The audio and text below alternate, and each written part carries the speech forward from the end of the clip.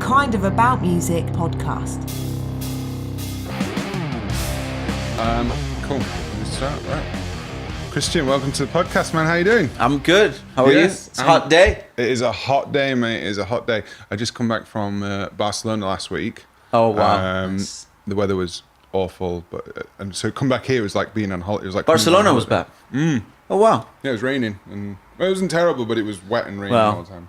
They get that week, we get this week. So. Exactly. Exactly. You've been all over the world in your music career. Where did you start off? Well, I was born in Mexico. Yeah. And to family musicians. My parents had like a wedding band, and well, my dad played drums since he was like 14. That was his first job, only job he's had probably. Yeah. And they married quite young. Then they had my older brother who's a drummer, and I was the second. So it all kind of started there. Family of drummers, so he needed somebody to play a real instrument. Yeah, and I actually started playing drums as well, but it was my brother got really good really quick, and he's 5 years older than me, so it was kind of like, well, I need to learn something else, you know. I'm so bad at drums. I sometimes on gigs, like I have to stand in for a drummer for like 10 minutes whilst it's the break, you know, like piano works stuff like that. And it's so bad. Like I can do a basic rock groove, but anything with fills or anything clever on the hi-hat. Yeah, it's we both also played piano. We did classical piano I did for like 7 years. Oh, that's amazing. So does that help a lot with your kind of understanding the theory and stuff? Because it's actually, I used to be a really good reader when I played piano when I was a kid. I'm a horrible I'm a terrible reader on guitar, so it didn't really translate for me.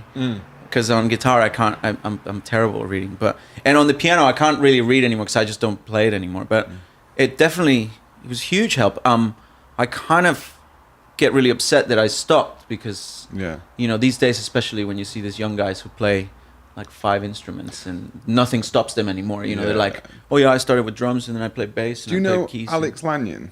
He's a friend of mine. No. He's just done a gig on.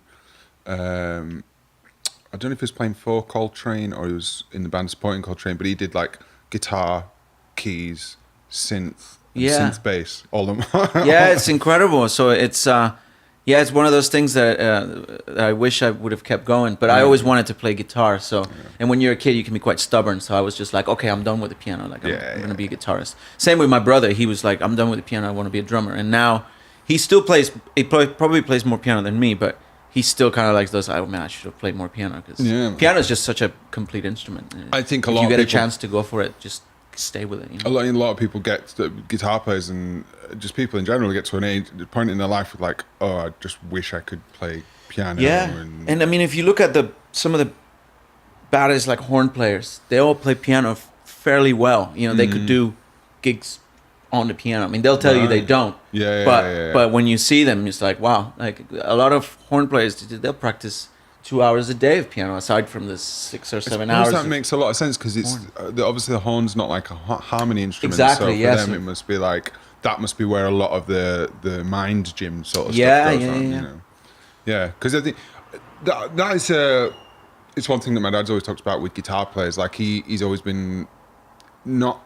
Because my dad's a musician, right? Professional guitar player for like since he was 15 and he's 72 now. Beautiful. So, but he was always like, he tried to play more chordally, almost more like a piano player on the guitar, even though he's playing electric. It's like that single note stuff that the kind of the metal players and stuff. Like if you want to do that, play a violin or whatever. But I can see with the horn players, you would need something that would, because it's so complicated, the harmony of bebop and all that sort of thing. That you can tell that. Because I studied piano, right, classical, but I never really moved on to study harmony on the piano. So it doesn't translate as much. But you can tell the guys that learned like harmony on the piano, guitar players, you can tell when they're playing because their voicings and stuff, you know, it's a very un-guitaristic stuff. And the way they comp is unbelievable because they're not picking the same stuff. You know, do a lot of 2-note voicings and stuff like that. And you can tell like, oh, those guys probably learn harmony on the piano because it's, you know, you learn piano on it makes sense. Guitar doesn't make any sense. Whereas like, guitar, you kind of, if you just learn harmony on guitar, you sort of get stuck in your voice and your boxes and your little shapes and stuff. Which is another reason why guitar players tend to kind of look at home players for lick ideas and stuff like that, and transpose solos, because they don't have a visual box, if you like, right? To kind of so it can get you out of playing that pentatonic, kind of standard stuff, and it's just guitars. Yeah, when you learn that stuff, it just sounds so cool. Then you kind of get stuck in it for a while, and then you spend ages trying to get out of it, and then you come back to it once you get to a certain point. Yeah. It's still actually cool. Yeah, it's an interesting. So you were in Mexico, and what age did you leave? Because you moved to New York, didn't you? Yeah, so I left for the first time when I was 20, and I went just traveling. I went to Germany and spent like 3 months there, and then I moved to Los Angeles. All right. And kind of naively thinking like, oh, I'll move to LA and just audition for a band, and go on the road, which I almost did. I got close with one band that was signed with Maverick Records. This guy that was doing this kind of Dave Matthews. That's when Dave Matthews was a big thing. So this kind of acoustic guitar player it's beautiful music, and they were signed with Maverick, and the guitar player was leaving, and I almost got this gig, and they showed me the van, and they told me how much they were paying, all this stuff, and then the manager just said, what did he say? He said he was looking for a more rock and roll vibe. I guess at the time I didn't look rock and roll enough for him. I've seen some of those old pictures of you. You're one of the most rock and roll people that I've ever. It is so weird how, depending on the gig, I've lost gigs because I looked too rock and roll, and they were looking for more of a pop thing. And I've lost gigs because at the time I had long hair, or at the time I had short hair, and it's just such a. You can't worry about that stuff too much. It's not. It's beyond your control. If a manager's kind enough to tell you to change your look, then you're in luck. But a lot of the times they just don't even bother. Yeah. No, I think. I started off as a rocker with like long hair, doing all I started off as a metal player. So me too. Yeah, me I've too. got some pictures that I've kind of sweeped off the internet. With just but I looked back on them the other day, and there was one I was like, I've got the long hair down to about there, and a beard, and metal shirt on, and a big guitar, and I'm like, and I kind of missed that. Yeah, that was my thing. I think the first time, I grew up always. Music is just. It's not even like. There's one day where I remember I decided that it's always just been there. So my favorite tape was Band on the Run when I was like 4 or something, Paul McCartney. But the one thing I do remember for the first time, just really hearing guitar as a thing that just enchanted me was hearing David E. Roth's Eat 'Em and Smile record, and the Yankee Rose song with Steve Vai making the guitar laugh or whatever. And then listening to Van Halen Jump and like the 1984 album. That's when the guitar became this thing that I was like, wow, how do you do that? So I grew up with that.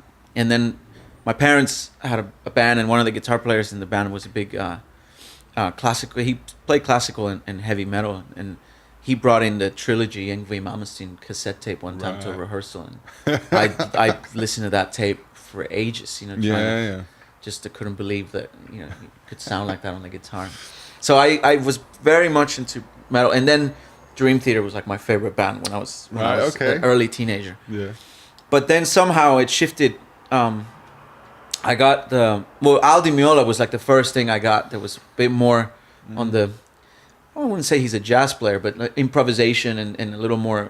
There was that classic thing that him and what's the 3 guys who did McLaughlin and Paco de Lucia. Yeah, that's ridiculous. I forgot what it's called. I got album from him. It was called Kiss My Axe, and it was a really cool record. Really bad name. I didn't know in Spanish at the time what that meant, so it was just this is such an awesome album. And that album sort of changed. It was really cool because it had a lot of world music in it and a lot of acoustic, really cool picking stuff. His writing technique's ridiculous. And that kind of, and also I remember getting that album Casino that was Anthony Jackson on bass and Steve Gadd on drums, and I thought that was incredible. And then from then on, and my brother and my dad are big into jazz, so jazz was always around the house, Chick Corea and all this stuff was always in the house, but I was never.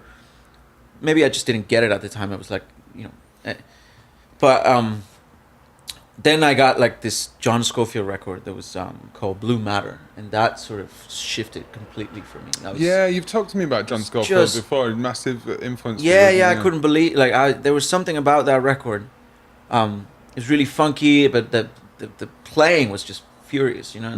So it was like, it was not like swing, you know. It was this fusion thing, and I really got into that. And then also Scott Henderson and Tribal Tech. That was, you know, that kind of shifted everything for me. What is it about Scott Henderson? Because I think actually that's the one that you were telling me about it when we were down at Churros. Yeah.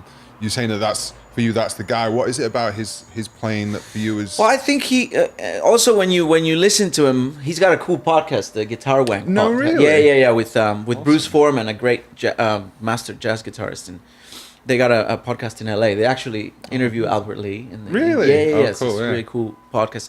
So when you hear him talk, he's not like a conservatoire kind of snotty, even though he's got all this deep knowledge of harmony and improvisation, and you can tell, and he tells you himself, he came from Ritchie Blackmore and Zeppelin and Hendrix. Yeah. And that's all he played when he was a teenager. So that's like in his DNA. He's more of a blues player, and Albert King and Stevie Ray Vaughan. So you can hear that in his playing. He's got this kind of ballsy, his tone and his just way of playing. But then he's got this incredible vocabulary. Yeah, that's more like Coltrane than it is, and then he mixes it in such a way that I think that's why I love it, because what it's would be got your the standout track for somebody if they wanted to get into? Well, he's got like two. Kind of like two careers that span. So there's Tribal Tech, which is more fusion, more like weather report stuff. Right. There's an album called Nomad that's really, really amazing. Right. Okay. And from that album, there's a couple of tracks. I can't remember right now the names, but just that album in particular is one of really cool. One of his songs Dulcimite or something? Is that Dolomites? Dolomites. That's from another. So then after Tribal Tech, because you got that kind of chorusy sound. Like he's always got a bit of chorus. Is it? Well, that's more. I would say Scofield has more of a chorusy sound. Because when you gave me this list of them, because it was like 10 minutes after a Churros gig when you've been in the house band, and I was like, right, I'm gonna go and listen to all of these. And I think I get them mixed up now because I put them all in a playlist. So I was like, oh, I'm gonna have a listen to these and try and get some extra licks. Well, so then what happened with Scott is that he said he went on. He started playing for fun, just some Led Zeppelin covers, and he had so much fun with it, he decided to make a blues record. So then after that, he sort of put Tribal Tech on the back burner, and he did like 3 or 4 blues albums with singers and stuff, and really, really cool blues records. And then he did some records with Steve Smith and Victor Wooten as well, and now he's done this sort of combination. His last album is called Vibe Station, really, really cool album, and it's almost like the perfect world between the two of them. It's very it's got very deep vocabulary, but it's very groovy as well, and it's not as dated. The sound is like, you know, that kind of that fusion sound. So another friend of mine, do you know Dion Rush? No, guitar player. He always he's very into that fusion world of guitar players and stuff like that, and he talks about Oznoy. Oznoy is also and he's a New York guy. He's an Israeli guy, but he lives in New York. Yeah. So you. I used to see Oznoy like every Monday at the Bitter End. Really? Yeah, he has this night every Monday. Oh, amazing! Because he was saying, like, I heard him talking about something where he was saying, like, when I do an album, it's we write the song. I want to go out and play with that band, and then we'll go and record it live. So he uses his house. I think a lot of those guys do that. Scott Henderson does the same thing. He writes the tunes. Then he takes the band out on the road, promoting the last record, and then they play a lot of the new ones. Yeah. And then once they feel very comfortable with those tunes, they go into the studio and record them again. The last guy that I interviewed, Toby Carpenter, he's a jazz guitar player, he's a friend of mine, and he ended up with the number one jazz album on iTunes, and he still kind of doesn't know how it happened, but he said he does the same thing. So the idea being, like, you know, you need the time for the songs to form and to kind of come together, and for everybody to kind of especially when it's improvisational based music. Yeah, exactly. You feel like you might take that tune somewhere else that you didn't think of when you were writing it on your own, right? And of course. Your bass player or your keyboard player comes up with a cool vamp in the middle of it, or whatever. Yeah, happy accidents that happen when you actually do it. Like. Whereas I think it's different. It's the opposite with like a rock band. Yeah. Whereas, you know, you write the album, you record it, Yeah. and then you go out and tour it. Yeah, of course. And you might change a few things while on the road, but then the album's the album, you know? Yeah, because I mean, even a rock band is generally, even metal bands, for instance, they're basically pop bands, but they're just choosing different soundscapes. So you're playing the orchestration. You know, maybe the solo's a bit different, but then you're playing through composed music, basically. Yeah, exactly. Yeah. So you went to LA and you auditioned with some bands. So I went to LA. Slept in couches for almost a year, and I almost got a gig, and I didn't, and I just sort of ran out of options, and I sort of gave up, but I was just like, okay, it's time to go back home because this is not working out. Yeah. At the time, also, I was in LA sort of as a tourist, so I wasn't allowed to work. Yeah. So it was one of those really difficult circumstances because I didn't want to get in trouble.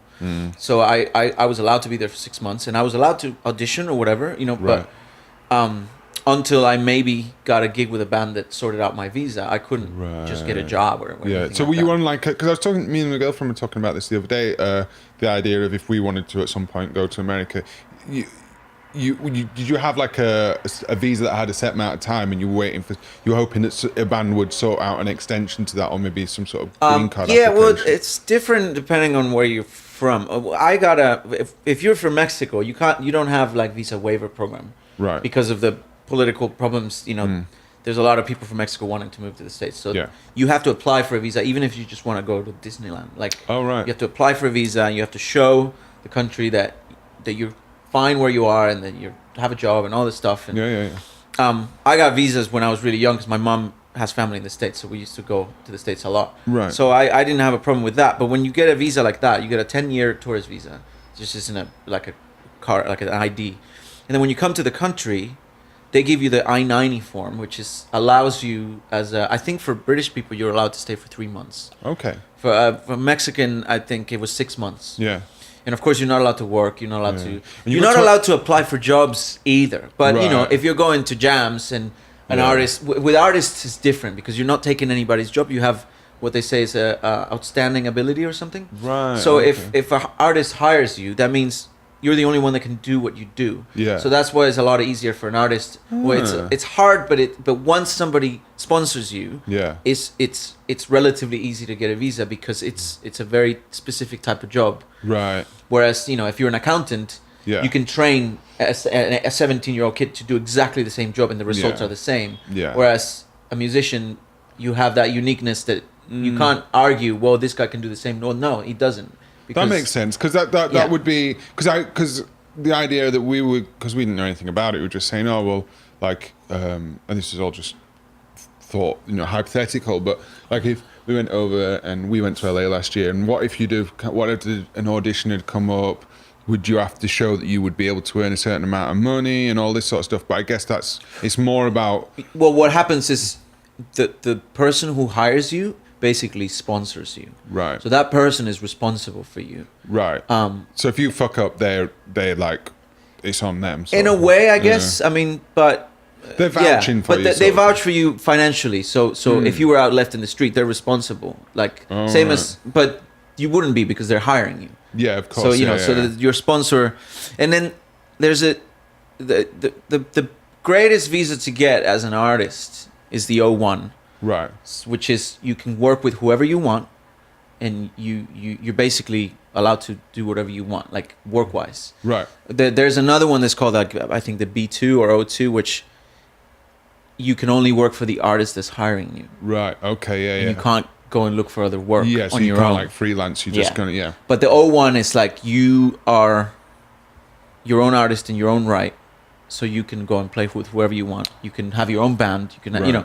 And then you're not married to that one person that takes you everywhere. So that's the toughest one to get, because then you have to prove to them that in your own country you're somebody who is great and who does this and that, you know, like all these other things. Yeah, and it's so like kind of wishy-washy, the world of music, in terms of proving something like that. It's very difficult unless you're kind of an established artist or something. Yeah, well, so, you know, it's a fine line, because some people are really good at networking and they able to get all these social media articles and stuff, and you know, you'll meet people with O1s that are not necessarily amazing musicians, but they've work the system in a way that they can show to immigration. Well, I'm an artist, and I want to do this some, in your country or whatever. It's all about that. It's so I went back home, and then I stayed home for about a year, and I as soon as I got back home, I just wanted to leave right away. And it was a bit rough because it was like, didn't feel like a failure, but it was like, going back home and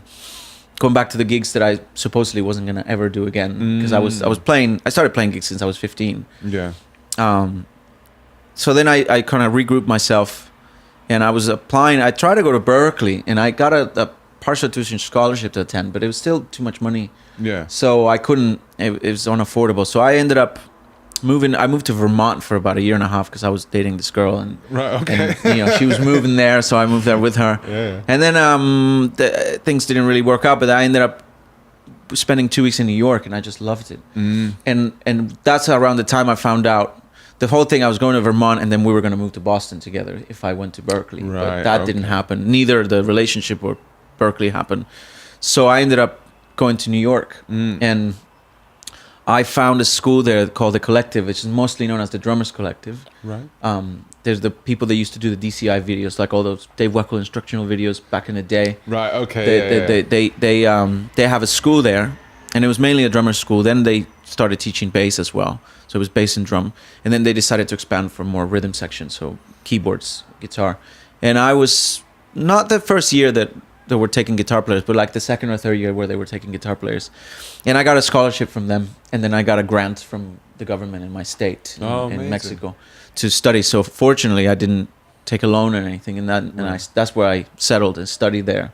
Yeah. So how long were you How long were you in New York for in total? I was in New York for 10 years. Okay, and you studied. How long was the course that you were doing?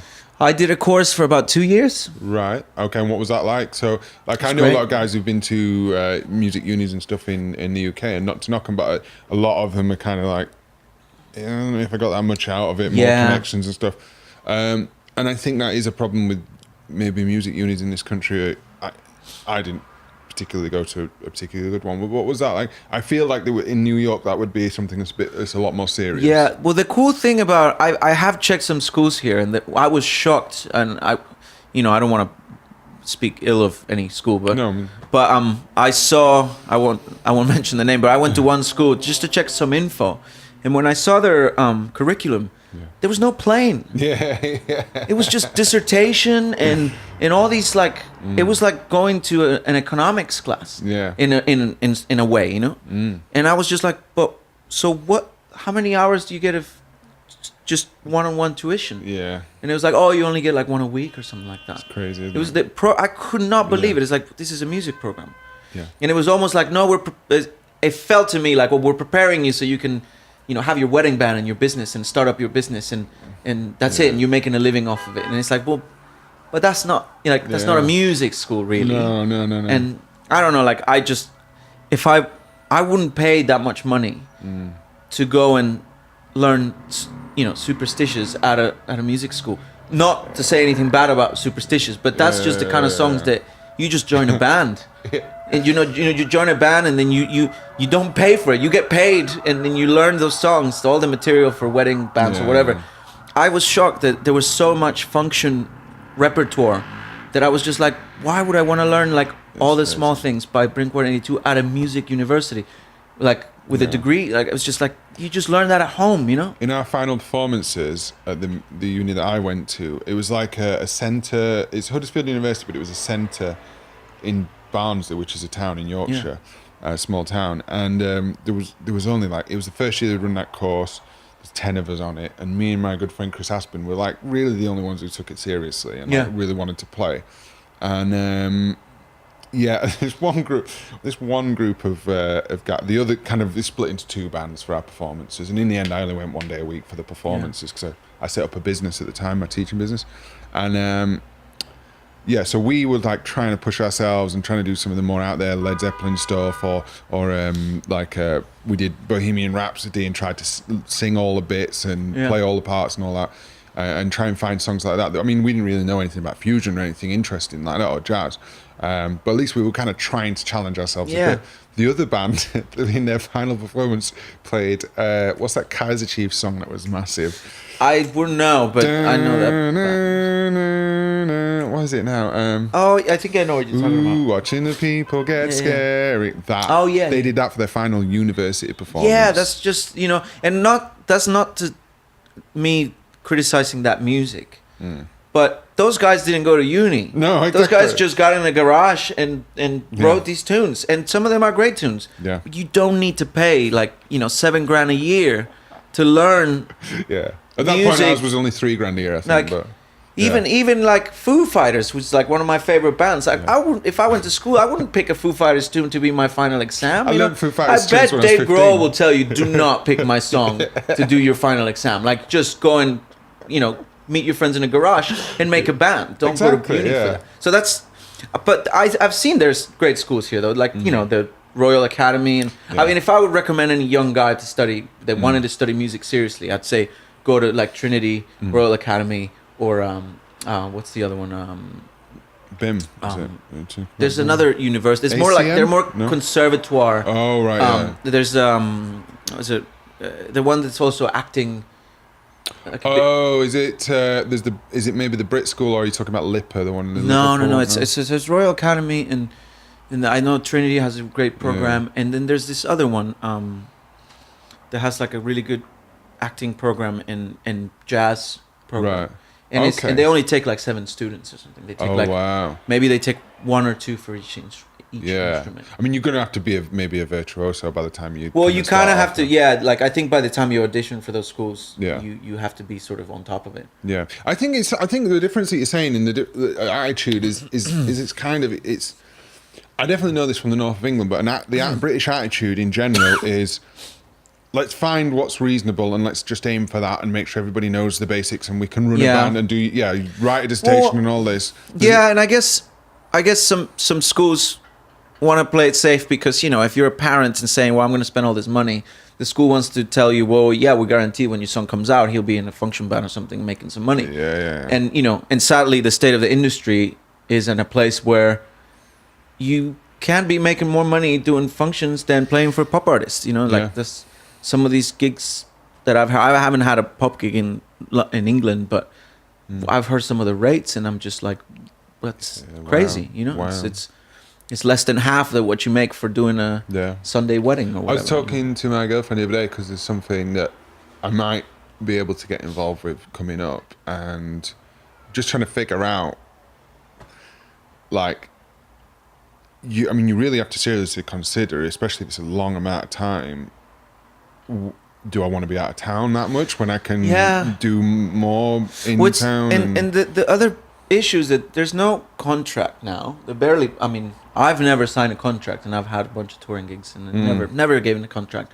And you wonder why? It was because if they want to get rid of you, they don't want to have the responsibility of maybe getting a lawsuit or whatever. So they just hire you as independent contractor kind of thing. Yeah, zero hour thing. Yeah, there's a couple of people, I won't say any names, but there's a couple of people I've kind of asked for more money, and the people have said yes, and then like the next month it's like, there's a new MD, there's a new band. It's brutal. You have to be careful in that sense. So going back to the school, the cool thing about the school where I was at is there was hands-on playing every day, all the time. And if you weren't playing, you were in a. We used to have a reason class, so we learned reason instead of Pro Tools. We had a reason class, and if you weren't playing, you were either doing harmony lesson or listening, ear training and stuff like that. It would have been nice if we had one business class because we all came out like, okay, now how do I make money doing this? So that is a thing that's cool here, that they do that they sort of prepare you, and that you also the collective was a professional school, so it wasn't they didn't offer a degree. Right. It was a professional diploma, so I can get a degree if I want. And transfer my credits from that school. If I chose to go to school here and wanted to get a degree, I can do that and get my credits transferred. But I'm sure at Berkeley you definitely get a business music class. It's a more hands-on. Of course. but the cool thing the cool funky thing about that school is they just prepped you to play, and the ensemble classes that you had, the format was most schools in your ensemble you playing with other students, and that's your ensemble. In this school you're playing with professional musicians, so either the teacher's playing with you on your ensemble. So in my guitar ensemble I had Kim Plainfield, who passed away last year, but one of the most amazing drummers. He was teaching at Berkeley. He played with Tanya Maria for a while. He played with the Pointer Sisters. That was my drummer for my ensemble. Oh, wow. And like Lincoln Goines was my bass player for my ensemble, or you know, or Frank Gravis, who is another great bass player. Like those were the guys I was playing with. Yeah. So the hands-on experience, you get your ass kicked like so badly, but that's what you want. Oh, you know, and that was the cool thing about that school, that we were playing with guys that probably would never play a gig with you otherwise for a long time, you know? So that was really cool because it shows you the way the level is as well. Yeah, and you're like, oh right, okay. By the time, like I remember for my final exams, I was playing like some Virgil Donati tunes and some Weather Report tunes and some stuff like Wayne Krantz tunes. Yeah. You know, so with players that were at that level, you know. Yeah. So that was the coolest thing about that school. That really was hands-on, real world kind of situation, real world situation playing. Yeah. And they were merciless in a good way, you know. They just. And good to get out of the way early, because like if you like, I have the opposite experience of playing kind of with my mates almost at when I was growing up and at uni, and never having a really exposure to that level of playing. And then when you do encounter it, like when I first came down to London and see even just people at jam nights and stuff, and the group of people that we all know, it's it can be quite You intimidating. go like, wow, like that. Whoa, I have to step up here. Whereas if you've got that out the way early, and you got right, I need to sort some shit out and learn and figure. And it's sort of like rude awakening, but you're in school, so you're still in a safe environment. You know, you're not going home saying, "Well, that's it." Yeah. Like you just going home and prepping for the next day. You'll encounter those people again, and that's going to motivate you. So it's one of those things where the kids that weren't built up for it, you see them drop out, you know, within 3 or 4 weeks. Yeah, because they're just like, that's not for me. Too much. But then, like the people who really were in it, you know, and then fortunately, after I finished the school, because there was not a lot of guitar students, it's mainly known as a drummer's bass player school, I got hired by the school to play ensembles, and I was at the beginning. I basically kept studying there by playing the ensembles and getting credit to continue taking lessons. So I continued after I graduated. I continued to take private lessons there. Right. So, but in exchange for doing the ensemble playing. So I would play ensembles still in like the advanced class, which I still needed it anyway. Yeah. And instead of getting paid money, I got paid in credit. Right. Twice the rate. Right. It was one of those like, we'll pay you twice the rate in credit. Yeah. So I took some lessons with Wayne Krantz. I took some lessons with Oz Noy, like, you know, because they would call us teachers. That's the other thing the school had. It had artist in residence teachers. Right. So they had Wayne Krantz sometimes teaching there, or Oz, or like Alex Skolnick was teaching there. Yeah. And those were more expensive, but because I was getting all this credit, it was great, because I was just like, well, I'll just take all these lessons. So I continued to work in that school, and then eventually I got hired to play mainly the like progressive rock ensembles and stuff. So the school became like a home for me for those 10 years. I was there probably once a week all the time whenever I was in town. That sounds like a really good idea, actually, because I suppose it could. The thing about New York is it's kind of such a small space with so many people that I suppose you've got so much music and so many amazing artists that are playing like regular nights. Like even in London, where there's a great scene, like Pino Palladino isn't just resident in down the road in such and such, and so you can't with a London school, maybe that's not it's not possible, but that sounds like the perfect setup to have those players coming in, and you start to think, oh, I'm starting to be able to hang with these guys, and Osnoy comes in and just oh wow. No, I need to figure some shit out. So what I want to ask you then, get to this, is you ended up playing for Enrique Iglesias, no? So how did that happen? That happened. I met his old MD a while back in a bar, just just drinking, and we became friends. But I didn't know this. I met him, and I knew that he was the MD, and I knew the keyboard player. I knew some of the people in that band, and at one point, I got called for an audition. In like 2011, I think, and then I went to audition, and I was like, "Where's Tony?" And I found out basically Tony was gone from that gig. So I was like, "Oh wow!" Like, and so then I saw Tony again, and I was like, "Yeah, I just auditioned for the gig," and he was like, "Oh yeah, that's fine, no worries." And so I became sort of friends with him. Eventually, I didn't get the gig. In 2011, somebody else got it. That was that was the audition for Enrique Iglesias. Yeah, that was the audition. So I auditioned for him, and they ended up going for someone else, who just left. Who ended up staying in the band for about 8 years, and I think he just left. He plays with LP now. Right. And that was it. And then I became friends with, but they're the whole band, they're all friends with each other. So I became really close with Tony Bruno, which he was Enrique's MD, and he was also Rihanna's MD. He's the guy that put the Rihanna band when Nuno Bettencourt was in the I was going to say, he's the one that put that band. Wow. Eventually, when Rihanna moved on to Jay-Z's management, I think they sort of changed the whole band. I think Nuno stayed, but my friend moved on. Yeah. And then I kept playing and whatever, and then I got a call. I started working with Tony for a long time. And then in 2015, right before I moved here, Emmett, the old guitar player, told me he was leaving, and he was like, "Do you want to audition for it again?" I said, "Well, I didn't get it last time." He's like, "Well, they asked me to recommend someone, and you're the only one I'm recommending. So either they will take you or they won't. But that's it. Like I'll just recommend you." So yeah, it was one of those, and they flew me to Chicago to just see the show. So I saw the show. I met him. He was just like, "Do you want to do this thing?" I was like, "Yeah, sure." And then for 2 weeks, I went to Emmett's house and just learned all the material. And then he was like, "This gig works like that. Like, you'll come, you'll have sound check. Basically, will be your rehearsal. Yeah. You'll do one, maybe half a set. Maybe you'll do the encore, and then either they'll call you again." Or they won't. They don't like, they don't. Right, yeah. I was like, okay. So then after that, I spoke to management, and then they... Keep telling me, I'm just going to slow that camera. Yeah. Oh, do I keep talking? Yeah. So after that, they...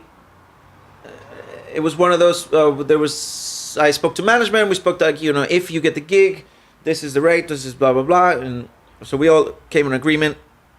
And then they flew me to Puerto Rico. It was like there was two gigs in Puerto Rico and one gig in Hawaii.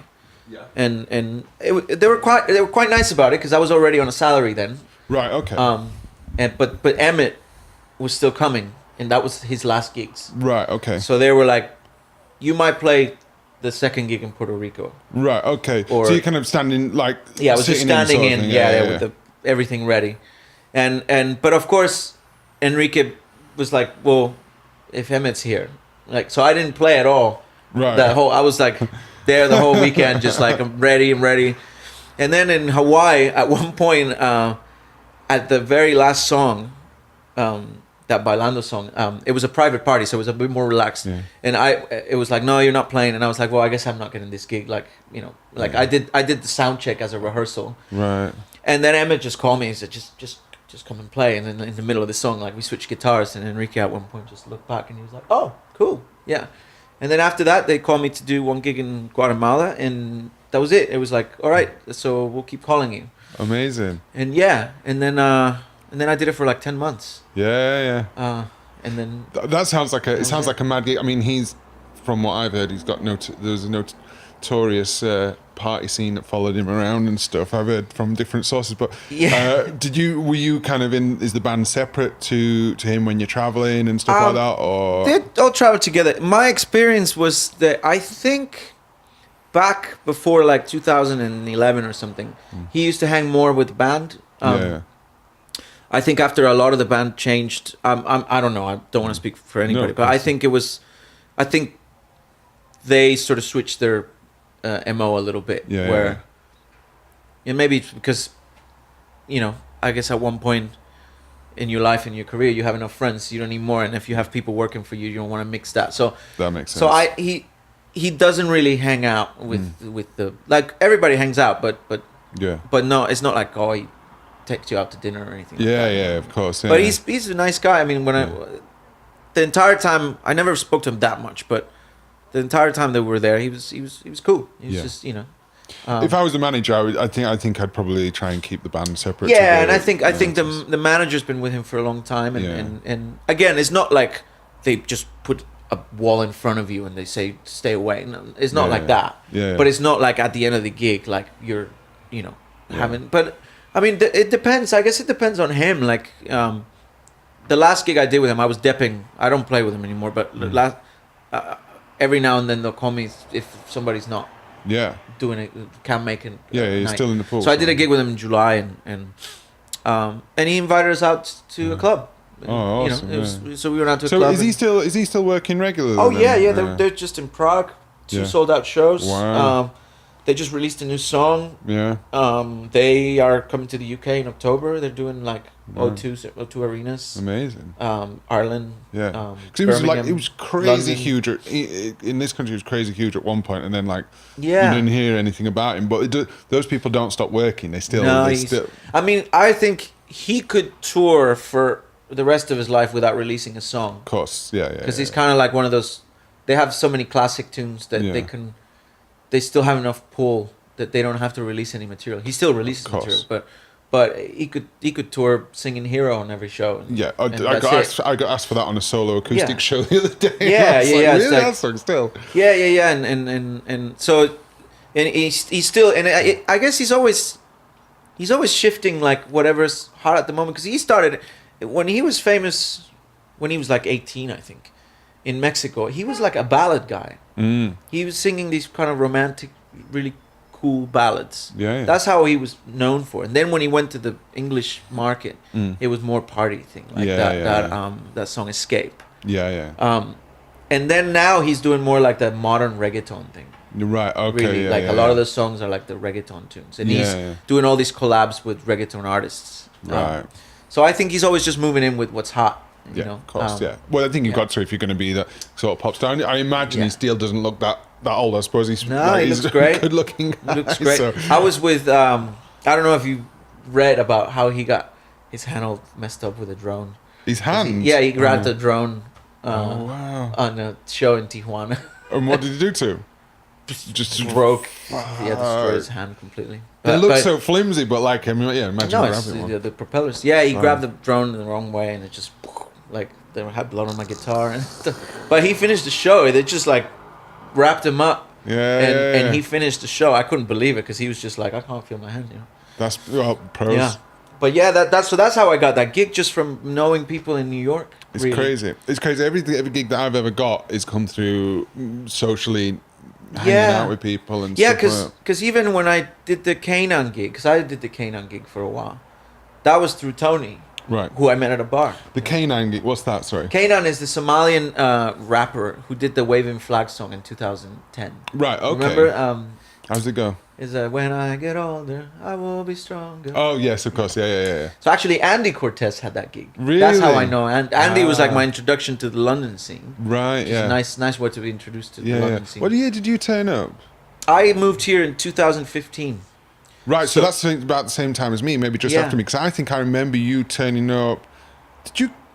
Was it quite soon after you turned up that you brought your mum and dad to Ronnie's? Because I don't think I remember. It was my mom and my brothers. Right, okay. That was on my wedding, right before my wedding. So that was in February 2016. Right, so that's after you've not been there very long. Because I remember, I'd just started going on the jam scene, and I'd been here about 9 months. Yeah. Got a bit I don't know anybody, I don't know where the jams are, I'm not meeting any musicians. We met 100 Water. That's the first time we met. Yeah. On a Tuesday jam. Yes, that's right, yeah. You were with somebody I knew, and then we talked about the BB preamp. That's right, yeah. That was the first time we met. Because that was Patrick Allen's night. That's the same kind of setup as the Churros the Monday, thing. Yeah. I think I might have seen you at Churros a couple of times, and I got to talk to you. But the first time we met was there. Yeah, so I met Andy through... Andy had that gig with Kanan, and he did the whole World Cup thing. He traveled doing that. And then in 2012, I think Andy just left the band, and he moved back, because he was in New York a lot. Right, was he? Okay. Yeah, because that's how he got that gig, and he was sort of half in New York and traveling with the artists. I interviewed him for an hour, and he's done so much stuff that I we didn't even get to that. So Andy left that gig, and then but the keyboard player and the like Kanan's hype man were still in the band. So they told me about Andy, and they were like, "Oh, it's really funny. You know, our old guitar player is also Latino, and I used to wear Converse all the time. They're like, you also wear Converse, like it's funny, like and then Andy was a sweetheart. He saw some video of us playing on a David Letterman show, and he sent me a message, and he was just like, "Hey, by the way, you know, you guys sound great. This is I'm the old guitar player." Oh wow! And I was like, "Oh, that's so sweet, you know, cool." And then I started dating a British girl. That's how I ended up moving here, and I was coming to London a lot. So then through Andy, I started coming and meeting some people, and then I also have heard of Patrick, because Patrick spent time in New York. Yeah. And I jam. Sometimes I would jam with him, like Pete Big, and like whenever I come to London, and Pete was playing with Patrick at the time, and that was my introduction to the. Oh wow! To the London. That's awesome. It's I mean, Andy's killing it at the moment. He's on the road with James. Yeah, isn't he? So he's just done. That guy's just done so much, and he is a total sweetheart. Like, he was a prodigy kid. No, like I think really. I think since he was like 12, he was playing these like jam nights, and he was killing it already. Right. Like, and I think he might have gotten signed when he was really young, like as more of a blues player or something like that. That makes sense. Yeah, because he's had the band Cortez as well. But we went down to watch his thing at 6060 Sounds, which is the new guitar shop, and he did the blues. Nice. Blues gig. He's amazing. He's blue. Yeah, I mean it was a lot of blues. He's like a proper. Good. Yeah, proper player. For that. And it just sticks to that, and it's like. I can play on a blues jam and stuff like that, and I can play some blues, but there's certain things that guys who are just all about the blues can do that you're like, actually I can't make it that I can't make that sound. I think he's really he's serious. Like he could specialist. Be a blues guy. Yeah, like I play blues, but I'm not like that. Like Tom Hill as well. He can play blues. Like Tom got up and jammed. They got up and jammed together, and it was just it was ridiculous. It's the vibrato, not overcrowding too many licks, and there's a vocabulary that you need to study. Yeah, whereas I play blues and I go around the progression once or twice, and I'm like, I've done everything kind of now, and like back to pentatonics. But the thing is, they seem to like not even do anything that different all the time, but it's always evolving and it's always sound. They just. Well, it's a lot of this like motif playing, you know. So you sort of milk this idea, develop everything else around that one little phrase. Yeah, which is Scott Henderson he's got a couple of videos that are really cool. Yeah, about motif development. Okay, and. He's a funny guy when he if I got a DVD if you want to borrow it sometime. Yeah, man, check really, he's got this whole concept of developing an idea like words, but so he makes this really funny stuff that's like, so you play this phrase like Jimmy's making love to his girlfriend, and then he plays this lick, and he's like, well, now Jimmy's really making love to his girlfriend. And he milks that idea of just like little 3-note 4-note little small kind of words, and then develop into something else, which is my favorite thing really when I listen to music to hear just like motif development through improvisation is for sure so much. To me, it's just got so much more depth than throwing like 16 notes on for a minute and a half. And then do you know what, when I first moved to London, I was seeing these players that were putting in all these amazing acrobatic stuff and these fusion licks I couldn't do, and I was obsessed with that for ages, and like I need to get that under my belt. And then you do come back to, actually I don't need to be playing those all the time, and this motif development that you're talking about, space and all that sort of thing. And then when you watch like Andy and Tom play the blues and stuff, you're like and it's a good reminder to have as to you don't have to, and that doesn't mean that say everything, and burning is great as well, but like it's how you do it, like it's just I mean in the end you have to know who you are really, to it's okay. Is this me or is this not me? And you know, but the lick playing thing can get old quick. Oh, dude, yeah. And sometimes, you know, you learn this one lick and then you don't know where to put it. Yeah. And then when you put it in, it just sounds like, crowbar.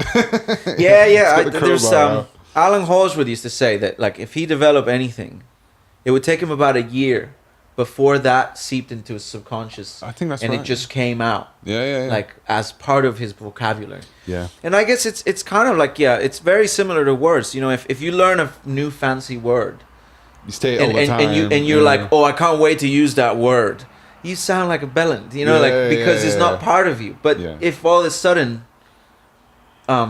it becomes part of you. Like if I would have said bellend the first week I moved here, people would have been like, who's this guy? He just moved here and he's already saying bellend. But now I say it because a lot of my friends say it, right? You know how to use it. And it's like, oh, cool. Like, but I didn't, like, right now it just came out. I wasn't, you know, like, you know what I mean? It's that kind of thing, like, it's like using a new word just because everybody's using it and it's cool. You can tell you're trying.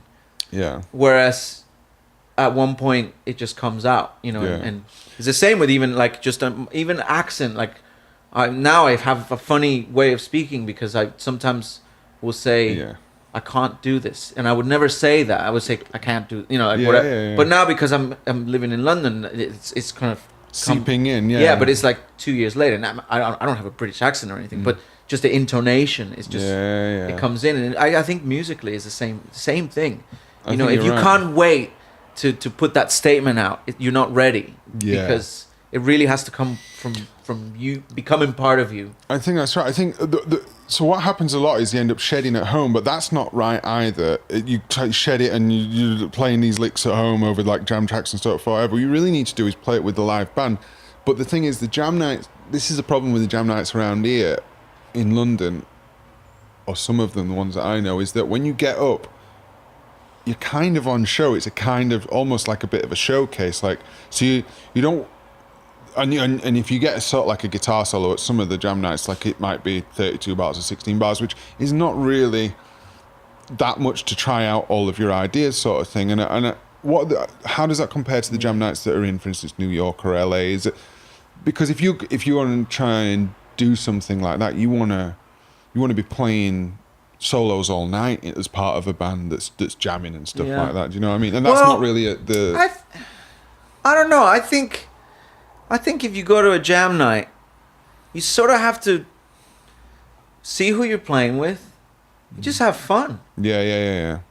Because I think whatever comes from that, it's more, I don't know. I'm just like, I know there's people who go to jam night and they want to throw all their licks because they want to show how good they are, and they maybe think that they're going to get a gig from that. But I don't think that's the case. No, it doesn't happen. I cannot imagine somebody going and seeing a guy in a jam night get up on stage and throw all their things, and you being like, oh my God, we got to hire this guy. No way. No way. Yeah. I think you just have to get up there and be like, well, what are we playing? And really listen to others instead of just waiting for your turn to play. I think that's the problem, but it's not the jam night's problem. I think it's our problem as musicians. Seeing it in the right way. We want to, you know, we can't wait to throw this hip stuff out. But what I think on the other side of it is like, you want to, I mean, maybe you just have to figure out some mates that you can get in a room with and do it and kind of this. I think that's more the case. Yeah, where you want to work out ideas. Like there's a gig that I did. It's just a wedding gig, but they're so great, and the keyboard player is the singer, so he's great, but he's not like muso-y thing. He pads and stuff like that, and he like every song he's looking at me for a solo. And then when I finish that gig, if I do a gig the next day, I'm burned out. I'm the best player. No, I'm the best player ever because I've had that's cool. all gig to try everything out and try all these ideas. Way different to just jamming at home on some jam tracks. Yeah, well, I think playing with people is just the most important thing. Yeah, you know, the one of the problems is that we live in a city where, you know, it's who's got space where they can play live in their house? Nobody. So it's not, you know, and also the expenses that come with living in this town, you don't have time sometimes. Yeah. And a lot of the gigs I've noticed, a lot of the gigs here, they don't want you to experiment. Like if you're doing a covers gig. they don't like it if you're playing it a little different. Like they some want you to play like on the wacky sounds or record anything. and stuff. And then this is not, it's not. It's a different thing, I guess. And sometimes it's not up to the musicians. It's the establishment that wants you to play like, you know, the function stuff. And like, I think the difference, for instance, in New York, in some clubs, not all of them, in some clubs, the band just plays however they want. Yeah. And they'll play like, which is, you know, Patrick Night sometimes has a little bit of that. Oh, yeah. Where they'll play one song and they sort of put like 3 songs in it. Yeah. You know, but I think that's what's really cool. Like when, that obviously not rearrange everything all the time, but if you get a chance to just throw in some stuff, because people want to be excited. Yeah. But I notice in some places or some gigs I've done here, like the band's an afterthought. It's just there because it looks good and it's cool and it looks good. You've got to have but a band. They don't want what comes with a band. They want the sound to be exactly the same volume as from the speakers in the bar, and it's like that's physically impossible. You have a drummer who's kicking and hitting shit. Yeah. You have a guitar player that's pushing air through an amp. How can you say, well, we want it like you need to turn down? Yeah. And it's like, I get it. We don't want to play super loud, but at the same time, there is live, like human beings who are alive in that room, creating an atmosphere. Yeah, there's no one mastering you this. can't expect them to sound like these Bose speakers. Yeah, and they do that. I just did a gig in a lobby place that we started playing. I could hear my guitar more from where I was playing than from the speakers. And I was just like, why do you have live music? Why do you even bother? Just don't. And the sound guy was nice. He was just like, well, you know, it's just a job, you know, just take the money. And I'm like, but I don't want to just take the money. Because if I wanted to take the money, I would get a job. Yeah, exactly. You know, and I would get paid better and I would get benefits. And so it's not just the money. I want to be able to play and have people enjoy it, you know? Oh, yeah. And if you're just sort of like a lampshade, people of course are not going to notice, you know. That's true. Yeah, I think sometimes that's the mistake in some places here, that you're looked as an afterthought. You're like a lampshade. You're like a nice lampshade. Yeah. That fits and looks well, but they don't want what comes with it. Wallpaper music, they call it. Yeah. And so it's a bit frustrating in that sense. Yeah, I think singers feel that a lot. When I play Absolutely. with, especially when I do acoustic duos, like a lot of times, if you just see, I can get on board with just being background music on an acoustic duo-y thing, because, you know, I might have the loop pedal and try some solos out, and nobody's paying that much attention, so you get to try a few things. You can try some songs that maybe you haven't done before. But singers really I think it's extra difficult for singers when they feel like nobody's watching them and paying attention. Yeah, and because it's such a personal thing as well, you know, and you can. Like, why am I doing this if nobody cares, sort of thing. What I wanted to get on to is you've got the new band. You've got your band with called Romancers. Yes. And you've also been playing for, what's the artist you've been around? Tony Momrelle. Tony Momrelle. Yeah. Let's talk about Tony first. Yeah. What's the gig and what's been happening with that? What have you been doing with that? Because you've been in Russia and all sorts of places. Yeah. Well, Tony is, if I'm sure most people know, he's probably one of the best singers in Europe. Right. Soul and R&B kind of stuff. He's mostly known from playing with Incognito. Right. Okay. Singing for Incognito. Yeah. He did that for maybe like 15 years. Sometimes he's still part of the family. Like he'll still do some gigs, but he's pushing his own career now. Yeah. And he also did been singing with Sade for a long time, and he's done all sorts of great work, you know, over the years. He started his own, he's always done the solo thing, but he started pushing it more now. And he, Luca Faraone was the guitar player for that. Right. And then Luca, he's been on Chiro as well. He's a monster guy. He's I know that guy. Perfect pitch, like the, you know, sickest, like, scared the shit out of me watching that guy. Great player, and young guy too, fantastic. So Luca started calling me to Dep for him for some stuff.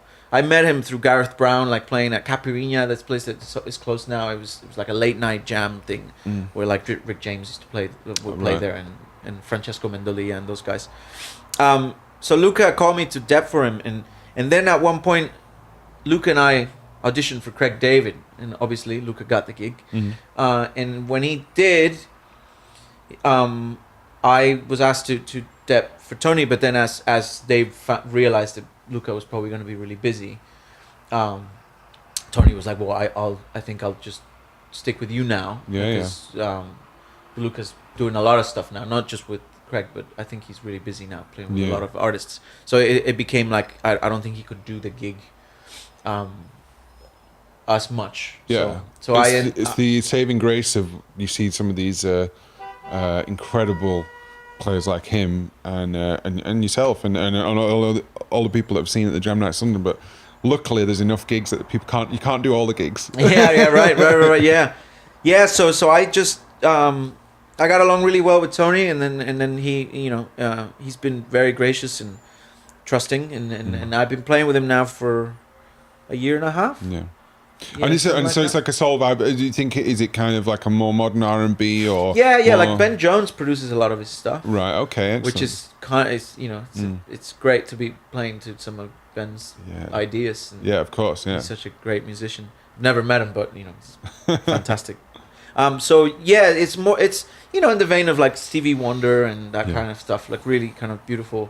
Right. So it's modern, but it still has that kind of vintage feel. He's so I've been playing with him for a while now, and does a lot of really cool festivals, and it's been great because he does a lot of these. He's borderline on the jazz scene as well. So we do festivals where we did St. Petersburg, and I was hanging out with like Herbie Hancock at a dinner, and I couldn't believe it because I'm not at all at that level of those guys, and being in a room where you're sharing the stage, like we played in Serbia, and Mike Stern was playing after us. Right. So Mike came to our sound check, and I knew Mike from New York, so he was like, "Oh, it's so great to see you, man! Like doing your thing." And he stayed for a sound check, was telling us like, "Oh, do this, do that," and saw us play. Like he was it's very like a dream come true when you're playing and you seeing like some of your heroes just like on the side of the stage.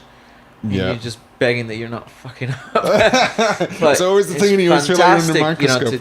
And we did the Java Jazz Fest, and like Jonathan Kreisberg was there, and all these other people. So it's really, really cool in that sense that I've gotten to sort of get a little bit of a taste of that world, even though I'm not a jazz player. I'm not like a player like those guys, but sharing the same kind of stages and and vibe with those players is amazing. And I get to see a lot of my New York friends, because I made friends with a lot of the New York jazz scene players, even though I wasn't really playing with them, but just became friends with a lot of those guys. So I'll see those guys at some festivals, and they're like, "Dude, what are you doing here?" I was like, "I'm playing with the soul artists." Yeah, I bet all the people on your course are on some sort of circuit like that, because as you said, you weeded out all the people who didn't want to meet, who didn't want to put the work in to kind of stick to the level, and then those guys are going to be working and picked up by the best MDs. And also because I stayed at the school for a long time, I became sort of part of the school. I've seen so many students come in and out. Of course, Like there was this guy Adriano Silva, who's a drummer from Portugal, who moved here for a little while. Right. Okay. And he's incredible. He played with Tony for a bit. Yeah. Moved back to Portugal, and I knew him from New York. That kind of thing. Where it's been that's been a really nice experience. The time spent in New York has always been beneficial, even after leaving. Yeah, so you're always going to meet those people everywhere. Yeah. So tell us about Romances as well. This is a band you started off with some London musicians. Yeah. It's original material. Yeah. It's more of like an alternative rock. Yeah. Kind of thing. Yeah. Jesse's voice sounds incredible. Yeah. Well, that band came out from. I started doing this Sunday night called Rock the Boat at the Silver Bullet before they closed down. Right. And it was a Sunday night, not jam. It was like a rock night that the house band, prep a bunch of tunes, like classic kind of grunge and rock tunes, like going from Zeppelin to Fleetwood Mac to Rage Against the Machine to that kind of like very wide open Red Hot Chili Peppers, or just some cool tunes to have fun with. Yeah. And then during the night, because it would be a long night, it would be like from 10:30 till 2. They would have people sit in and not a jam, like an open jam, but if somebody knew somebody, it'd be like, "Oh, what do you want to play tonight?" Or that kind of thing. So that's kind of, I joined that from meeting somebody that recommended me to that, and Luigi, who plays bass with John Shaw Taylor, he was the guy kind of running it. Yeah. And I met Jesse and Ashby there. And those guys are from Reading. They had a band called The Quotes that had kind of run its course, and they were looking to start a new band. And they were looking for drummers, and at first, I don't even think they were looking for a second guitarist. They were just looking for. They asked me if I knew some drummers, and I recommended, I think CJ and a couple of other guys. They ended up going with Alex Marquisone, who's he plays a lot of West End stuff. Right. Okay. Great drummer. And then I think at one of those Sunday nights, I told Jesse like, "Hey man, if you ever want to get together and do some writing, like, or I think I was telling Jesse because I sing as well. I was like, "Hey man, do you want to give me some tips on singing?" And he was like, "Yeah, if you give me some tips on guitar playing, that'd be great." Yeah. Because Jesse plays the guitar as well. And we still haven't done that. But from there, the idea came up. And then he called me one time and he was like, "Hey, man, we just looking to start this new band. If you want to come and do have a little jam at the studio." And, I came into the room with them and I brought in all this music that they brought on a bunch of music they've written that was kind of unfinished. And so then that was really cool. And I brought in a bunch of music that I'd written ages ago that I thought was never going to see the light of day, and it's sort of got this new life, and then we started obviously writing together, and that worked out really well. We have this bass player who lives in Sweden, Sufjan, and we just for a whole year we were just writing and rehearsing, and trying to make a plan, and then eventually we sort of launched the band publicly or whatever in September, and we recorded these 3 really cool videos at Visconti Studios. Yeah, they're amazing. Those. It's when I saw them, I was like, "Ooh, wow." Yeah, we were lucky. Our drummer, we sort of joined forces because we've all worked for years now, in whether it's tourings or side band jobs and stuff. So we kind of realized between all 4 of us, I'm sure we know some people that we can get like some really good quality stuff without spending so much money. Yeah, that's always the trick. Yeah, so we've been really lucky that we've had support from a lot of really cool people to do that. So we recorded those at Visconti Studio. I knew Mark Platti, who was Bowie's MD back in the 90s in New York, and I approached him to mix our stuff, and he's been great, mixing our stuff. And now we have 7 more songs that we still haven't released. We're releasing one of them soon, with a video that we shot in Sweden with the director of the Guter Dammerung band that Jesse's also part of. This guy that does videos for Iggy Pop and oh wow, yeah. So we did this video in Sweden, really really cool. This is coming out soon. Yeah. And now we finally announced that we're playing Isle of Wight Festival. Which is great that's news. Amazing. That's yeah. So I didn't know if I was going to be able to tell you that when I knew I was coming, but then that cat's out of the bag. So great. You're on the poster and everything. Yeah. So how did that come about? Jesse knows John Giddings from. So Jesse's part of this other project called Guter Dammerung, which is a sort of like a crazy movie that's in black and white. That like Iggy Pop's in it, and Slash is in it, and Josh Homme is in it, and the guy from. That's all the Queens of the Stone Age crew, and Lemmy's in it. And so it's this movie that has a band in the back, and basically the band is Iggy Pop's band, and Jesse's the frontman. Oh wow! And while the movie's playing, these guys are performing live all these hits, like some songs from Filter, some Deftones songs, some like classic tunes. And while the movie's playing in the back, it looks incredible. The band's playing live.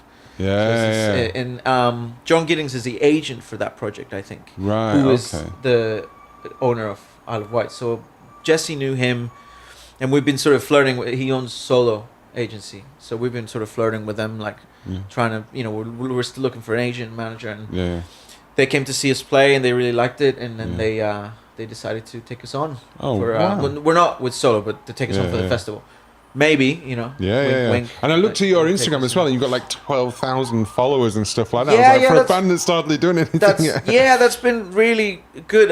We've had help with some Instagram guys. It's not like automated stuff, but we've had help with a guy that helps us a lot with, reaching out organically to fans. Yeah. So I don't know how he does it, but it's really cool because he reaches out to people who are into music. So from all those fans, because sometimes you hook up with the wrong Instagram person, and then you have 50,000 fans in India who are like not people, and you're like, oh, I got this account that's got all these fans and nobody, So we were very worried about like what to do, like how to reach out for an audience without without paying for it, and then all of a sudden knowing like, well, this is fake. Yeah. I'll have to talk to you about maybe trying to get his contact off, because I've been trying to figure out how to grow the Instagram for this and my Instagram, and it's just it's the dark arts. It's like mastering. Nobody really knows how it's done. YouTube is another one. Yeah, like ridiculous. How do you get views on YouTube? That's get famous people. That's but even then, that's an incredible amount of achievement, and it's obviously from all your expertise and your links in the industry. But for you to be kind of on the Isle of Wight festival is that's a great. That's not bad for the first kind of year or whatever it is. We're really excited, and that's also, I think, because of where we're at in our lives, we're kind of like, this one has to happen. Yeah. Well, I mean, not that we're old or anything, but it's just one of those. We're like, okay, we need to make, Yeah. So we're really putting a lot of effort into it, and without sounding arrogant or anything, I think the music's. We believe in the music. We think the music's really good. Yeah. In the genre that it is, it's got something to say, and I think that's one of the important things. If you think you have something to say, well then. Manage a way to sort of bring it out, bring out who you are and displace it in a form of art or whatever you want to call it. Yeah, it's so difficult to do, but it's so important, because all this session playing and all this touring and playing for other people, that's you can forget. It's very easy to forget about your own creativity, and this must be a really good outlet for someone. Yeah, I made a conscious decision when I was moving to London, that I really wanted to. Of course, I'll take a job when the job comes, and of course that's I have to make a living. Yeah. But I really made a conscious decision that I wanted to play music that mattered to me. Even if it's in a wedding band, like the people I'm playing with, that there's something that's happening there. Yeah, for sure. Because I mean, for some people might be different, but for me, I have to play. If I don't play, when I'm not busy, I'm the worst person to be around, because I'm just a total downer. And I've realized that what it really is the playing. When I get to play, and even if on a night like you get 2 songs where you really feel like you're got on a vibe, that makes my week. Not just my day, my week. It's almost like it must be some sort of oxytocin or something, a hormone that you probably get. Because it is like a physical effect. Yeah, there's nothing worse than walking off a stage and thinking like, I didn't really do it tonight. And then on the other side of it, when you come off and you're like, oh, dude, actually that was sweet. That actually everything fitted. I was in the pocket. It's a great feeling. My missus is bored shitless about hearing about it. Like I get rolled into bed at 2:00 in the morning. Is she in the music industry as well? No. Yeah, no. Same with my wife is not. And it's really nice actually, because it means it's amazing. Yeah, I don't have to worry for another. Like I would so say, like I couldn't be with another musician, because being with another person who's self-centered and who's like always second guessing themselves and completely like all about like, oh, my artistic bliss, and that. I'm like, there's no way I'd slap them. Yeah. I'm with somebody who's just like appreciates what I do, but she's probably way more grounded. Yeah, and every so often you go, enough. Yeah, we're gonna go out for a drink. Yeah, exactly. Enough. We're gonna go and have some food. I'll go for a walk, and you're like, actually, we need to do that. Yeah, she shows you that there's more to life than just these notes and harmony and networking, gigs and networking. And sometimes asking how are you doesn't mean how's your gigs going. That's one thing that I've tried to learn, that if you're talking to somebody and you're like, how you been? Don't talk about gigs. You've been like, well, I've been well. I went to this just, and because sometimes it is like, how you been? Oh yeah, I had this gig and then I had this other gig. It's like, I just ask you how you are. The worst one is when you stood there and you're trying to do that and someone comes up and goes, so what have you been doing? Yeah. What gigs you been doing? I don't want to talk about that. Because sometimes, because you never know as well, even the most successful people might have a quiet couple of weeks or something, or maybe they didn't get an audition that they went for, or maybe something didn't work out. It's like, we have a bit of a disease about that. The thing about the arts, and I guess the maybe acting and no, but I would say in all the arts, because I can't imagine being a writer. Like, being a musician is tough, right? But like being a writer? Yeah. Can you imagine that? Like shopping a novel and getting turned down.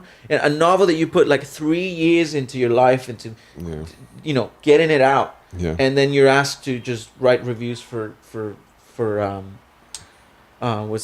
Yelp or something. Getting paid $10 for a review. And so the whole working in the arts, and because of, I guess, politically, the world that we live in, you deal with rejection every day, all the time. Yeah, so it is like, for anybody going into the arts, you should pat yourself in the back. Like, you deal with rejection all the time. Yeah. You're always auditioning. Yeah. You're always interviewing for a new job. Imagine telling that to somebody who works in you know, like in HR in a law firm, that you have to get an interview pretty much every week for a new job. You go insane. Yeah. Of course. So you know, you do deal with rejection constantly. And you just have to learn that things are not happening to you. Things are just happening. You know, and sort of, if you get away from that, then you stop taking the whole like, oh, why is this happening to me all the time? Like, there are guys every day who are not getting gigs. Every day. And also the people that you think are doing, you know, a lot of the big stuff, a lot of the time they've got their own worries, or maybe they're thinking the same thing. Like, there's guys on pop gigs who are like, oh, I can't get a function gig. And I'm calling people now, telling them, because people are like, oh, you're busy, you're on the road. I'm like, no, I went to Russia for a weekend. I need work. And sometimes I'm struggling more with work than the guy who thinks I'm a made man. And I've had those conversations. Oh, I thought you were just killing it. I'm like, no. Like, I'm not on the road all the time. I go out on the weekends sometimes. And of course, sometimes your best friend, social media, sometimes your worst enemy, because you post out a picture of you on a gig in Rome, and people think, well, he's got a gig. I'm not thinking about him. And then you come back home and people think that you're making tons of money traveling the world, and it's not necessarily that. No. Like, I'm always telling people, hey, man, if you need a debt, like, call me. Like, whatever. Or I had a girl that called me for some gigs, for like hotel gigs and that kind of thing, and she asked me to send her my videos, and of course I wanted to send her the best, right? So I sent her this, like, Dave Letterman, this gig, you know, this gig with Jay Leno. I sent her like this gig with like 15,000 people and whatever. And she wrote me back. She was just like, are you sure you want to do this? Like, because you seem to be like overqualified. Yeah. And I was like, no, I want to work. But I was like, so maybe I shouldn't have sent those videos. But then you're like, well, I want to send my best without sounding presumptuous or without sounding. But you do have to sometimes remind people, like, that video was 3 years ago. That doesn't mean I'm, you know, Letterman doesn't even have a show anymore. You know, it's like, that was a nice night, but that money's gone. It's so, that's so strange, isn't it? Like that, because that's exactly what people, when they think about sessioning, like, if I could just get on, like, that'd be, or if I get on Jules Holland, or and then, like, these guys who do that, like, as you say, it's like whatever the fee from that's already gone on rent or whatever it is, and it's not. And you're not nobody's on retainer anymore. I mean, maybe a few people, but you know, it's not like that. So So you do it's become more like, I mean, unless you're like, you know, Pino, who's like been around for ages. But I think these days, you know, you may have a pop gig, but you're still doing a function on the weekends. Or on a weekend, you know. I saw a band for a very famous artist. I won't say the name, but there's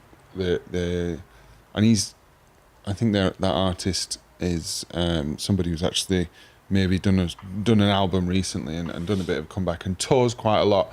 But yeah, they have a function band, and you I'll tell you off air who it is, but you would never think that they are the function band, and I think they are on retainer as well. Well, you know, the Jamiroquai band has, like, they do clinics.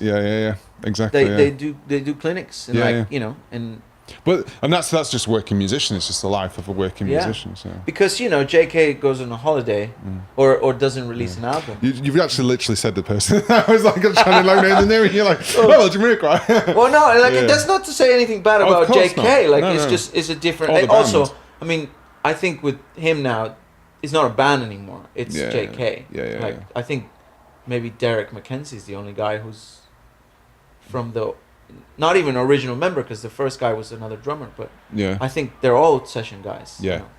Well, I think Rob Harris, I don't know when he joined. He's the guitar player, and I think he joined in like 1999. I think, but he wasn't around in the traveling without moving days. He wasn't around in the Return of the Space Cowboy. No, I think he joined when the not Dynamite, maybe Dynamite, or so like 98 or something. Okay, I remember seeing his name on the, because I'm a huge Jamiroquai fan. I remember seeing his name on the liner notes on the sort of disco-ish album, well, like the one that after Dynamite, I forgot the name. Right. Okay. That's that's what he specializes at as well, isn't that funk disco kind of little amazing. That stuff. I had some of it on my in-ears that I've the other day when I hadn't listened to Jamiroquai on my in-ears before, and there's actually a lot of guitar layers and stuff going on. Well, I think he's an integral part of the band as far as I know. I think he's got writing credit on just stuff. Yeah, I mean you'd hope so because a lot of his stuff makes sense.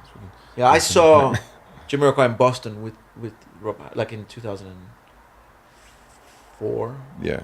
And for my birthday, it was like first time I'd seen him. I mean, I always think of Jamiroquai as they took the Stevie Wonder formula and they kind of kept, because Stevie Wonder stopped making albums, they carried that on. They modernized it a little bit.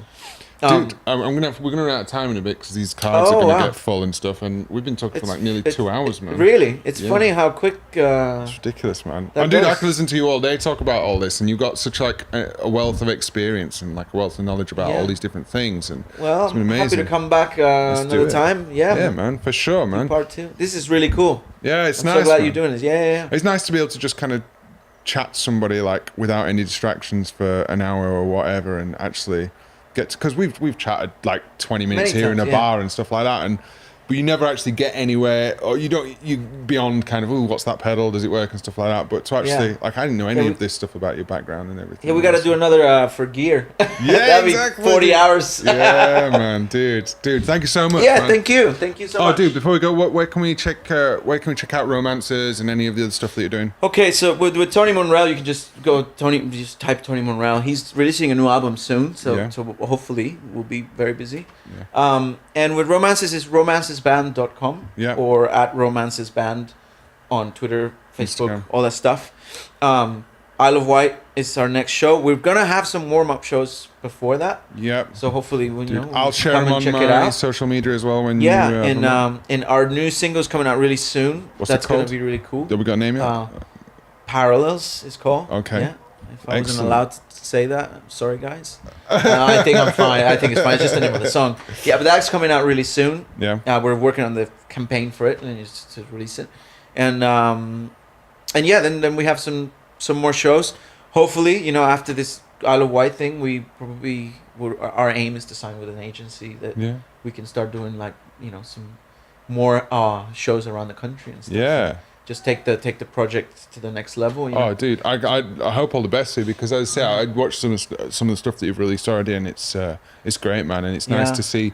It's nice to see guys that kind of making a go of rock music as well because that's not something that's a lost thing. I've always dreamt that I would have a rock band. So going back really quick to when I say when I was moving to London, I really wanted to get both my sides, like my sort of fusion funky thing, which I get to do that with Tony, and then I wanted to do a rock band because I'm a big fan of Perfect Circle, Tool, Incubus, and all those bands. Have you heard the new Perfect Circle album? I have heard just a little bit, but I wasn't too crazy either. Yeah, but they're great. Metanomes. So I really always wanted to do that, and just to do it, man. Like if I don't get to do that, then when I'm playing gigs that I'm not crazy about, then it makes it work. I just want to play music that really speaks to me. And of course, being a working musician and work, but why not have the opportunity to say, what really comes out of you? I think it's important, man. I think more people should do it, man. Yeah. Dude, thank you so much. Let's Thanks do a second handshake, man. Yes. Yeah. All right. The Kind of About Music podcast.